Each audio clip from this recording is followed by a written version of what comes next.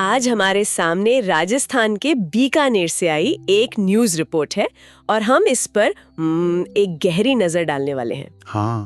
पहली नजर में ये एक दर्दनाक अपराध की खबर लगती है, लेकिन जब आप इसे ध्यान से पढ़ते हैं तो ये समाज में भरोसे, सुरक्षा और हमारी अपनी धारणाओं पर कुछ बहुत मुश्किल सवाल खड़े कर देती है। बिल्कुल, अक्सर ऐसी खबरें हमें झकझोर कर रख देती हैं और फिर हम आगे बढ़ जाते हैं। हाँ। लेकिन आज हमारा काम सिर्फ तथ्यों को दोहराना नहीं है, सही, बल्कि उन तथ्यों के पीछे छिपे पैटर्न को समझना है। ये समझने की कोशिश करना है कि ये एक अकेली घटना हमारे समाज के बारे में, हमारे विश्वास के सिस्टम के बारे में आखिर क्या बताती है। तो चलिए शुरू करते हैं। स्रोत के मुताबिक घटना बीकानेर के श्री डूंगरगढ़ की है। हाँ। एक 8 साल की बच्ची के साथ यौन उत्पीड़न का आरोप है और आरोपी एक 65 साल का व्यक्ति है। 65 साल? हाँ। जैसे ही ये खबर सामने आई, पुलिस ने तेजी से कार्रवाई की, लेकिन इस खबर में एक छोटी सी डिटेल है जो मेरे दिमाग में अटक गई है। क्या?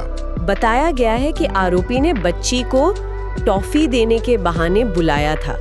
ये सुनने में इतना आम लगता है ना, लेकिन शायद यही इसकी सबसे खतरनाक बात है। आपने बिल्कुल सही नस पकड़ी है।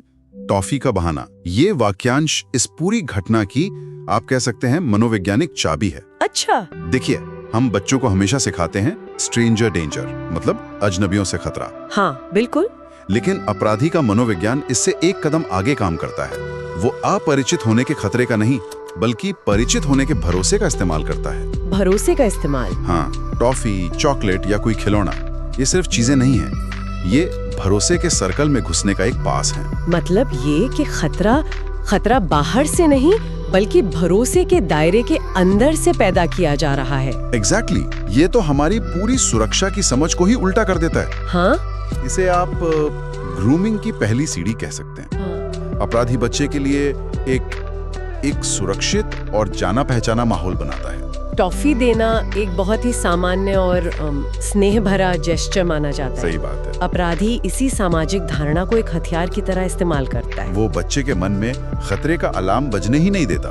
क्योंकि टॉफी से क्या खतरा? हाँ, मनोविज्ञान में एक थ्योरी है कॉग्निटिव ईज की, यानी दिमागी सहूलियत। जब कोई चीज जानी पहचानी लगती है तो हमारा दिमाग उसे सुरक्षित मान लेता है। टॉफी एक जानी पहचानी सुरक्षित चीज है। अपराधी बस इसी सहूलियत का फायदा उठाता है।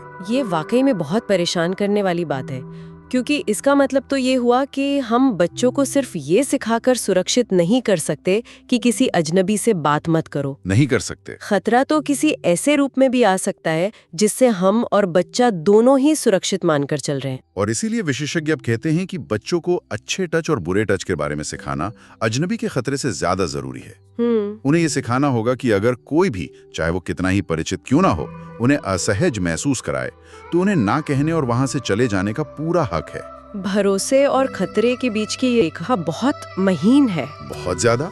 और टॉफी का बहाना दिखाता है कि इसे कितनी आसानी से पार किया जा सकता है। और ये तरीका तब और भी ज्यादा खतरनाक हो जाता है जब इसे इस्तेमाल करने वाला कोई ऐसा हो जिस पर कोई शक करने की सोच भी न सके। हाँ, बिल्कुल।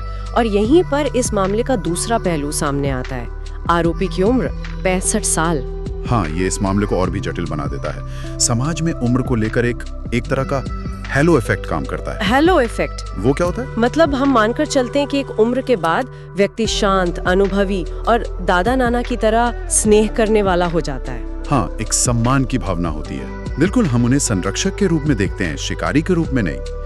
इस एक घटना ने उस पूरी सामाजिक धारणा पर एक हथौड़ा मारा है। लेकिन क्या ये सिर्फ हमारी धारणा है या आंकड़े भी कुछ ऐसा ही कहते हैं? मतलब क्या इस उम्र में ऐसे अपराध दुर्लभ होते हैं? देखिए, आंकड़े तो यही बताते हैं कि बच्चों के खिलाफ यौन अपराधों में ज्यादातर अपराधी पीड़ित के परिचित होते हैं और वे किसी भी उम्र के हो सकते हैं। अच्छा। लेकिन एक 65 वर्षीय व्यक्ति का आरोपी होना हमारे सामाजिक विश्वास की नींव को हिला देता है, क्योंकि समुदाय ऐसे व्यक्ति को खतरे के सोर्स के तौर पर देखता ही नहीं है।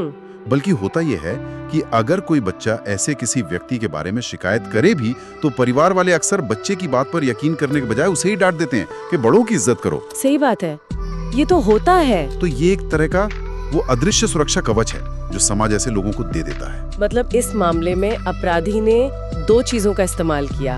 एक, बच्चे का भरोसा जीतने के लिए टॉफी और दूसरा समाज का भरोसा जीतने के लिए अपनी उम्र। बिल्कुल। और इसका एक और गहरा असर होता है, जब आरोपी एक अप्रत्याशित प्रोफाइल का होता है ना, तो समाज में एक तरह का संज्ञानात्मक मतभेद पैदा होता है। मतलब लोगों के लिए यह मानना मुश्किल हो जाता है कि जिसे वह सम्मान की नजर से देखते थे वो ऐसा कर सकता है। हाँ, यकीन करना मुश्किल होता है। इससे भरोसे का एक गहरा संकट पैदा होता है। लोग सोचने लगते हैं कि अगर एक 65 साल का पड़ोसी सुरक्षित नहीं है तो फिर कौन है।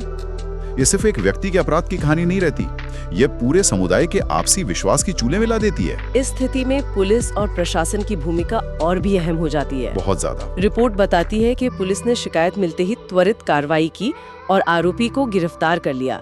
लेकिन यहाँ एक और कानूनी शब्द का इस्तेमाल हुआ है जो बहुत महत्वपूर्ण है, पॉक्सो एक्ट। हाँ। रिपोर्ट में साफ लिखा है कि मामला पॉक्सो एक्ट के तहत दर्ज किया गया है। यह सिर्फ एक कानूनी प्रक्रिया है या इसका कोई गहरा मतलब है? नहीं, ये सिर्फ एक प्रक्रिया नहीं है, ये एक बहुत बड़ा और महत्वपूर्ण कदम है। अच्छा। पॉक्सो यानी protection of children from sexual offences act 2012 बच्चों के खिलाफ यौन अपराधों के लिए बनाया गया एक खास और बेहद सख्त कानून है। तो जब पुलिस इस एक्ट के तहत एफआईआर दर्ज करती है तो वो ये संकेत दे रही है कि वे इस मामले को एक साधारण आईपीसी की धारा के तहत नहीं, बल्कि बच्चों के लिए बने एक विशेष सुरक्षा कवच के तहत देख रहे हैं। तो एक आम यौन उत्पीड़न के मामले और पॉक्सो के तहत दर्ज मामले में असल फर्क क्या होता है? जमीन पर क्या बदल जाता है? जमीन आसमान का फर्क है। सबसे पहला और बड़ा फर्क तो जांच और सुनवाई की प्रक्रिया में है। पॉक्सो ये सुनिश्चित करता है कि बच्चे को बार बार ट्रॉमा से ना गुजरना पड़े। ये बहुत जरूरी है। हाँ, जैसे बच्चे का बयान एक महिला पुलिस अधिकारी द्वारा सादी वर्दी में और बच्चे के घर या किसी सुरक्षित जगह पर दर्ज किया जाना चाहिए। अच्छा। अदालत में भी बच्चे को आरोपी के सामने बार बार पेश नहीं होना पड़ता। बयान वीडियो कॉन्फ्रेंसिंग से या एक खास बाल सुलभ कमरे में दर्ज होता है जहां जज भी सादे कपड़ों में हो सकते हैं। ये तो बहुत जरूरी है क्योंकि अक्सर न्याय की प्रक्रिया ही पीड़ित के लिए एक और सजा बन जाती है। बिल्कुल। और दूसरा बड़ा फर्क जो बहुत कम लोग जानते हैं वो सबूत के बोझ से जुड़ा है। वो कैसे? सामान्य कानून में अभियोजन पक्ष को साबित करना होता है कि आरोपी दोषी है। राइट। लेकिन पॉक्सो की कुछ गंभीर धाराओं में अगर ये साबित हो जाए कि आरोपी ने बच्चे के साथ कुछ किया है तो कानून ये मानकर चलता है कि वो यौन इरादे से किया गया था। अब आरोपी को ये साबित करना पड़ता है कि उसका कोई यौन इरादा नहीं था। ओह, अच्छा, तो ये उल्टा हो जाता है। हाँ, इसे प्रिजम्पशन ऑफ गिल्ट कहते हैं और ये कानून को असाधारण रूप से शक्तिशाली बना देता है। सुरक्षा की तरफ है। हाँ, पूरी तरह से। और इसमें सजा भी बहुत कठोर है। कुछ मामलों में उम्र कैद से लेकर मृत्युदंड तक का प्रावधान है। इसलिए जब रिपोर्ट में पॉक्सो एक्ट का जिक्र होता है तो ये सिर्फ एक खबर नहीं है, ये इस बात का संकेत है कि सिस्टम इस अपराध को एक बच्चे के खिलाफ सबसे गंभीर अपराधों में से एक मानकर चल रहा है और उससे न्याय दिलाने के लिए सबसे सख्त कानूनी रास्ते पर चल रहा है। बिल्कुल। रिपोर्ट के अंत में लिखा है कि फिलहाल बुजुर्ग से पूछताछ की जा रही है।